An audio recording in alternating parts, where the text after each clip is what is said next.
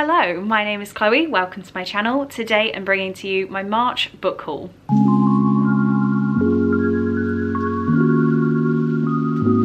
I am very proud to announce that in March I only hauled 12 books, and as I was saying in February I hauled 13 and I was like, oh, this is really manageable, I'm so proud of myself, and I hauled one less this month, and it included a lot of book shopping, so I am proud.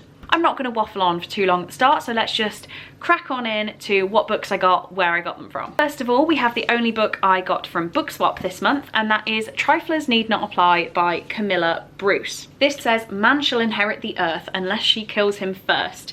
Bella Sorensen loves men, she loves them to death. Based on the true story of Belle Gunnis, whose violent deeds began in Chicago in 1900, Triflers Need Not Apply is a novelistic tour de force exploring one woman's determination to pay men back for all they have taken. And I bought this book because I was given an e-arc to review on NetGalley when it came out about a year ago, and I haven't read it because I don't reach for my e-arcs, I just genuinely don't. So now I've got my hands on a physical copy, I can hopefully crack on with it much sooner, maybe make it a pick for Chloe's Crime Scene Corner and get all of you guys to read it with me. But yeah, for now I've got the physical book for when I want to pick it up. We then have a book I was sent from Harper 360 YA, which is If You Change Your Mind by Robbie Weber. This seems to be a very cute LGBT romance. It says, to achieve his dream of becoming a screenwriter, Harry will have to avoid distractions, also known as boys, this summer and finish the script he's been preparing for a prestigious screenwriting competition. But then the cause of his first heartbreak, Grant, returns with a secret that could change everything. To complicate things further, new-in-town Logan is charming and sweet, making Harry question everything he knows about romance. As Harry tries to manage his feelings for Grant and Logan, he realises life doesn't always follow a script. And I've actually managed to fit this on my TBR for April, so I'm going to be reading this very soon, and I'm very excited about it. So thank you again to Harper 360 YA for sending me this. Next up, we have some books I bought at a discounted price, so half buying, half gift, from Claire over at Books and Ink. The first one she sent me is A Touch of Darkness by Scarlett St. Clair. This one I don't know much about apart from the fact it got so much hype online, and I actually bought her other book, King of Battle and Blood, which is wedged right into my bookshelf down here. I bought that one in Chicago Airport, and when I listened to an author event, she was really talking about this book a lot, and I didn't know anything about it, so I decided I wanted it. It is a Hades and Persephone retelling. It says, Persephone is the goddess of spring by title only. The truth is, since she was a little girl, flowers have shriveled at her touch. After moving to New Athens, she hopes to lead an unassuming life disguised as a mortal journalist. Hades, god of the dead, has built a gambling empire in the mortal world, and his favourite bets are rumoured to be impossible. After a chance encounter with Hades, Persephone finds herself in a contract with the god of the dead, and the terms are impossible. Persephone must create life in the underworld or lose her freedom forever. And doesn't that just sound like so much fun?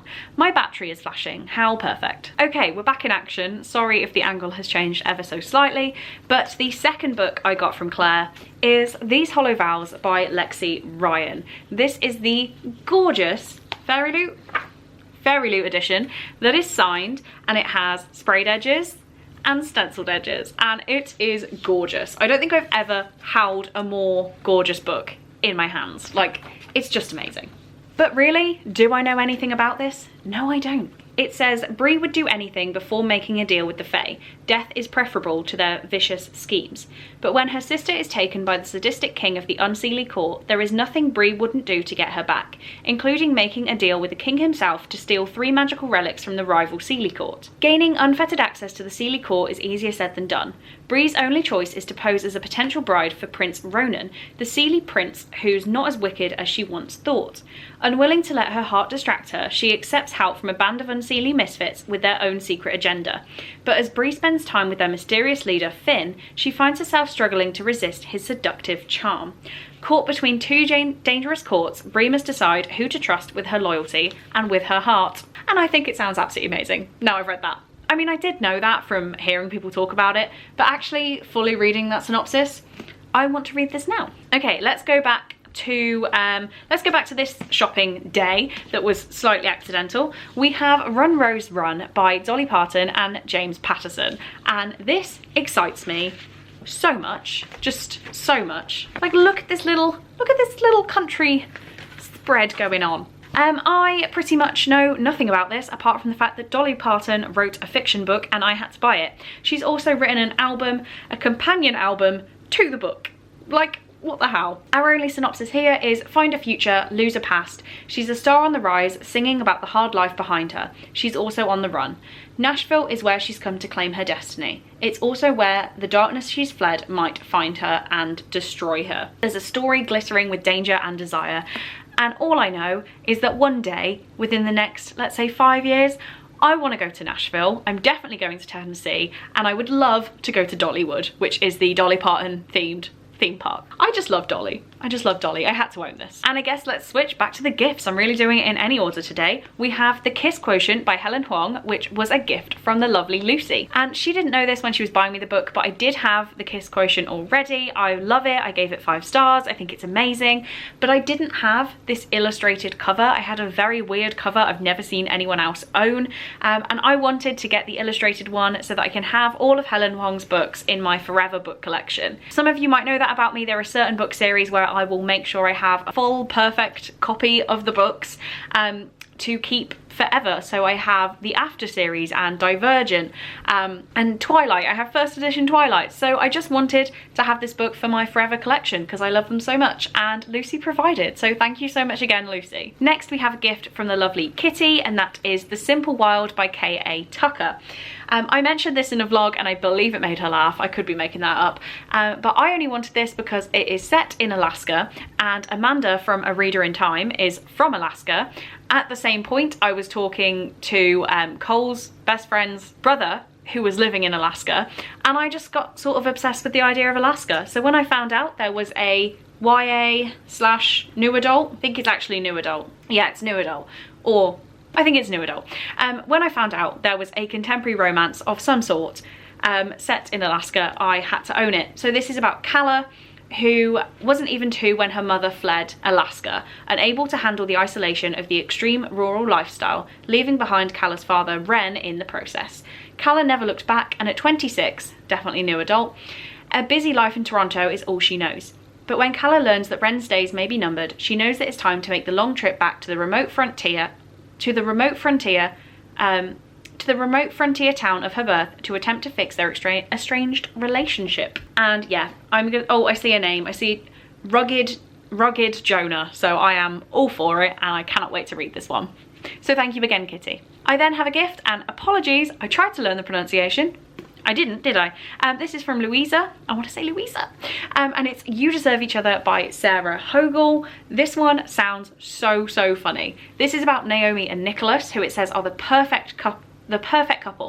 Their glorious, lavish wedding is coming up in 3 short months, and they are utterly, miserably sick of each other. Unfortunately, whoever backs out first will end up bearing the brunt of the wedding bill. When Naomi finds out that Nicholas has been feigning contentment too, they go head to head in a battle of sabotage, pranks, and all-out emotional warfare to see who can annoy the other into surrendering first. And this just sounds absolutely hilarious. It seems like a really good reading in the sunshine kind of book, so I want to take it to America with me in June and just read it in the sun. Like, that sounds like so much fun. So thank you so much again for this book. I really appreciate you so much. So then we have books of me doing a bit of shopping that was completely unnecessary. The first book here is Clean by Juno Dawson, so please please ignore all this glare. This is another book that I absolutely loved. I read it back in 2018 and I had a library copy, and I just want to read it again because I feel like it's one of those where my opinion could have changed. I'm not saying it has, but could have changed, because I was pretty new to YA and reading overall back then. So I wanted to give it another go. It says Gossip Girl goes to rehab, and that is definitely the vibe I get from this book. Pretty addictive, an emotional freight train of a novel, and yes to all of that. The other book I got in this same bookshop, so I should have said this was £3 on my trip to Bristol. So another one I got there was Only Ever Yours by Louise O'Neill. This is a book that I've had on my Kindle for the longest time, and Victoria keeps telling me I need to read it. So when I saw a copy for I just grabbed it because I know I'm more likely to read the physical book than I am an book copy. It's just not going to happen anywhere near the same time scale. So I decided to grab this one, going cheap. All I know is that it's about girls who are made for like male services. It says Frida and Isabel have been best friends their whole lives. Now age 16 and in their final year at school, they expect to be selected as companions, wives to wealthy and powerful men. The alternative, life as a concubine, is too horrible to contemplate. And yeah, I feel like this is going to be absolutely amazing. I just haven't got round to it yet, and now I have the physical copy. I'm sure I will much sooner. Nearly at the end now, we have Lake's Edge by Lyndall Clipstone, which I got in Forbidden Planet. And I'd heard a few things about this. It was on my Amazon wishlist, but I really don't know too much about it. It sounds like a gothic fantasy with steaminess thrown in. It says when Violetta Graceling and her younger brother Arian arrive at the haunted Lake's Edge estate, they expect to find a monster. Leta knows, oh yeah, Violetta, so Leta knows the terrifying rumours about Rowan oh god, there's a lot of difficult pronunciation in this. Rowan Silvernan, who drowned his entire family when he was a boy. But neither the estate nor the monster are what they seem. And I think it sounds very, very interesting, very different, and like a bit of a wintry cuddle up book. And last but not least, I got a book that everybody and their mom is getting their hands on, and that is Gallant by V.E. Schwab. So I got this copy in Forbidden Planet, and it is these sprayed, stenciled edges. It is signed, like it's signed. And I got this for £15, so I was not mad at myself at all. This, it's giving me Haunting of Hill House vibes, but I think that's only because I bought it when I was watching The Haunting of Hill House. Because this says, 16-year-old Olivia Pryor is missing 3 things: a mother, a father, and a voice. Her mother vanished all at once, her father by degrees, and her voice was the thing she never had to start with. Her only companions are the ghouls she sees in her mother's journal, which captured a mind in turmoil. Near the end of her time at Maryland School for Girls, Olivia receives a letter from an uncle she's never met, summoning her to his estate, Gallant. But when she arrives, she discovered that the letter was years late. Her uncle is dead and the estate is empty, save for her cousin Matthew and the servants. I'm not going to read more than that. It sounds so interesting. I've heard amazing reviews and I cannot wait to read it. So there we go. Those are the 12 books I got hold of this month. I am very proud of myself for this limited number. But you know, a lot of the ones I bought are way more expensive than I normally would, but we're just going to ignore that and move on. So let me know if you've read any of these books and you think that I desperately have to read them immediately, straight away.